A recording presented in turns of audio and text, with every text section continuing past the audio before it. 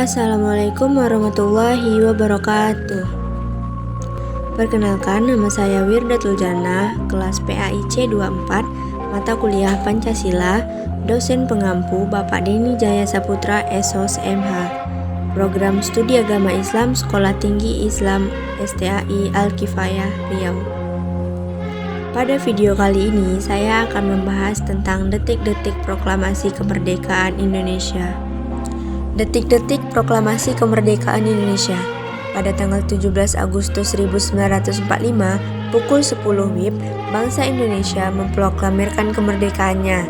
Berbagai peristiwa perang dunia yang mendesak Jepang membuka kesempatan Indonesia untuk mewujudkan kemerdekaan yang sebelumnya sudah dipersiapkan. Pada tanggal 6 Agustus 1945, Sekutu menjatuhkan bom atom di kota Hiroshima. 7 Agustus 1945, Jepang membentuk Panitia Persiapan Kemerdekaan Indonesia yang lebih sering dikenal dengan PPKI. 9 Agustus 1945, Sekutu menjatuhkan bom atom kedua di kota Nagasaki.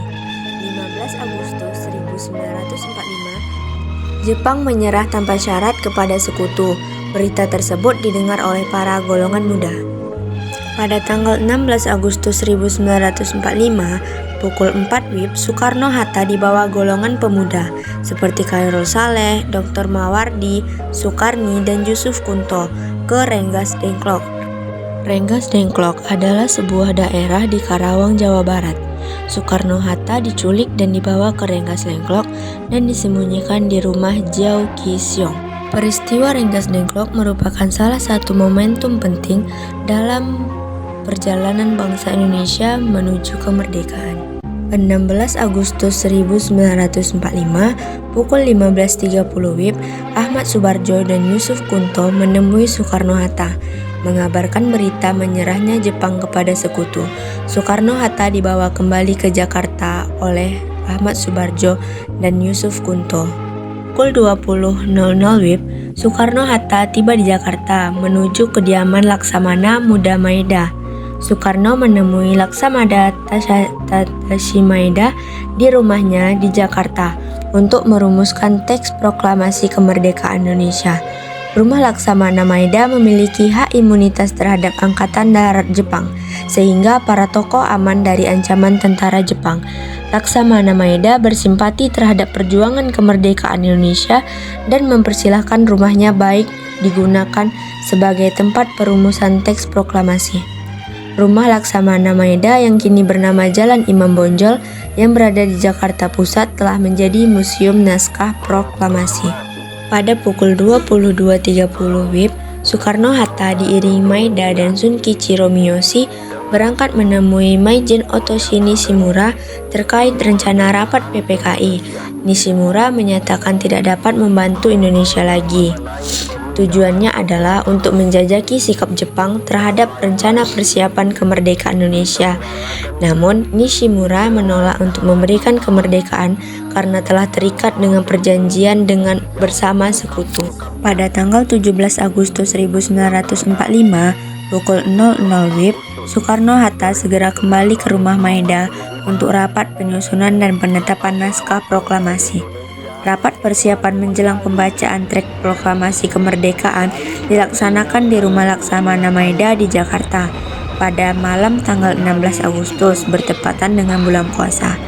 Rapat di rumah perwakilan Jepang di Indonesia itu dihadiri sejumlah tokoh seperti Soekarno, Muhammad Hatta, Sayuti Melik, para pemuda dan para anggota Chow San In, semacam dewan perwakilan yang ada di Jakarta. Naskah proklamasi kemerdekaan Indonesia selesai disusun dan ditandatangani Soekarno-Hatta pada pukul 2.00 WIB pada tanggal 16 Agustus malam.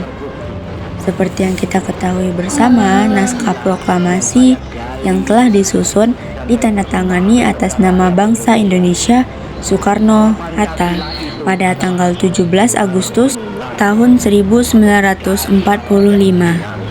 Naskah teks proklamasi dibacakan oleh Soekarno di sebuah rumah beralamat di Jalan Pegagasan Timur nomor 56 sekitar pukul 10 WIB. Usai proklamasi dibacakan, bendera pusaka merah putih dikibarkan untuk pertama kalinya. Muhammad Hatta pun berpesan pada pemuda yang bekerja di kantor berita dan pers untuk memperbanyak teks proklamasi dan menyiarkannya ke seluruh dunia. Khususnya permintaan ini ditujukan kepada BM Dia. Sejumlah pemuda pun berbaris dengan tertib untuk mengikuti upacara proklamasi menjelang pukul 10 WIB. Beberapa tokoh yang dimaksudkan diantaranya adalah MRA Amaramis, Ki Hajar Dewantara, Samratulangi, Kiai Haji Mas Mansur, MR Sartono, M Tabrani, AG Prikdok Dikdo. S. Suhud menyiapkan bambu dari belakang rumah sebagai tiang bendera merah putih yang dijahit Fatmawati. Acara yang disiapkan yaitu pembacaan proklamasi, pengibaran bendera merah putih, dan sambutan Wali Kota Suwirjo dan Dr. Mowardi. Usai momen pembacaan naskah teks proklamasi oleh Bung Karno, bendera merah putih pun dikibarkan oleh S. Suhud dan Latif Hedraningrat. Saat bendera dinaikkan perlahan-perlahan, hadirin spontan menyanyikan Indonesia Raya tanpa dikomando. Teks proklamasi juga disiarkan melalui radio oleh F. Hus yang ditugasi oleh Kepala Bagian Radio Kantor Berita Domain, Waidan B. Penelewen. Pemerintah menyiarkan tersebut menyebutkan pembacaan teks proklamasi perlu disiarkan sebanyak 3 kali. Namun pihak Jepang meminta untuk menghentikan penyiaran saat memasuki ulangan ketiga. Permintaan tersebut terus tidak diindahkan dan teks proklamasi terus disiarkan setiap 30 menit hingga pukul 16.00 WIB. Perumusan teks proklamasi kemerdekaan Indonesia dirumuskan oleh 3 tokoh. Berikut 3 tokoh perumus teks proklamasi kemerdekaan Indonesia. Yang pertama, Insinyur Soekarno merumuskan dan menulis teks proklamasi kemerdekaan Indonesia. Yang kedua, Muhammad Hatta merumuskan paragraf kedua pada teks proklamasi kemerdekaan Indonesia. Yang ketiga, Ahmad Suwarjo merumuskan paragraf pertama dalam teks proklamasi kemerdekaan Indonesia. Naskah teks proklamasi tersebut pun akhirnya disetujui dalam sidang perumusan proklamasi kemerdekaan Indonesia yang seluruhnya berjumlah lebih kurang 40 orang. Kemudian teks tersebut diketik oleh Sayuti Melik dengan menggunakan mesin tik. Sekian beberapa penjelasan dari video saya tentang detik-detik proklamasi kemerdekaan Indonesia.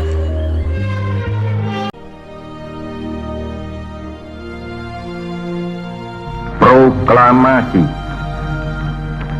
Kami, bangsa Indonesia, dengan ini menyatakan kemerdekaan Indonesia.